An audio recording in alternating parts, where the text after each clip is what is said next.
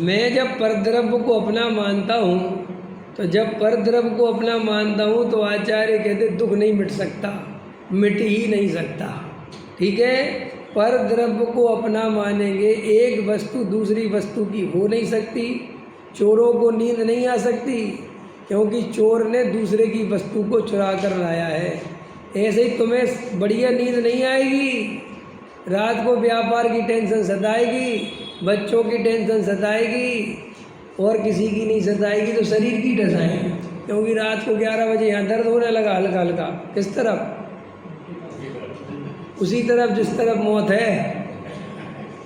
समझ में आया? अब गैस का दर्द है, अब आकुलता, ये मर ना जाऊँ रे भाई, है क्योंकि मर तो जाते हैं ऐसे।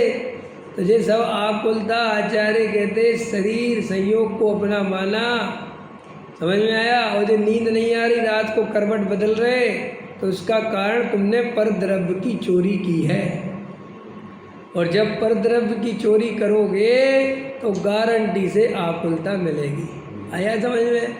भैया दमन मत करो, अपनी सच्चाई छुपाओ मत, धर्म का सहारा ले लेकर साहूकार मत बनो। अंदर में देखो कि मैं चोर तो नहीं हूँ, न धर्म का चोला पहन लिया, हिसाब चोला पहन लिया, मैं किसी की चोरी नहीं करता। पर द्रव्य को अपना मानते हो, ये चोरी है। पंच इंद्री के विषय भोगों में सुख बुद्धि है, ये चोरी है। अपने को आत्मा नहीं मानते, शरीर मानते हो, ये चोरी है। मैं आत्मा हूँ कि शरीर? इंजीनियर साहब, अपन आत्मा है कि शरीर? आत्मा। और मानते क्या है? आचार्य कह रहे, आप समझ गए शुरुआत कहाँ से करी? हमने आचार्य भगवान से कहा, महाराज हम दुखी हैं, हम सुखी होना चाहते हैं। तो उन्होंने कहा बहुत अच्छी बात, बहुत ही बढ़िया बात है, तुझे कम से कम सुखी होने का भाव तो आया यहाँ। तो उनने फिर प्रश्न किया कि दुखी क्यों हो? भाई हम दुखी हैं तो दुख का कोई कारण होना चाहिए कि अपने आप से दुखी हैं? अच्छा बताओ वज्र सेन जी, देवेंद्र जी, आत्मा स्वभाव से दुख स्वरूप है कि सुख स्वरूप?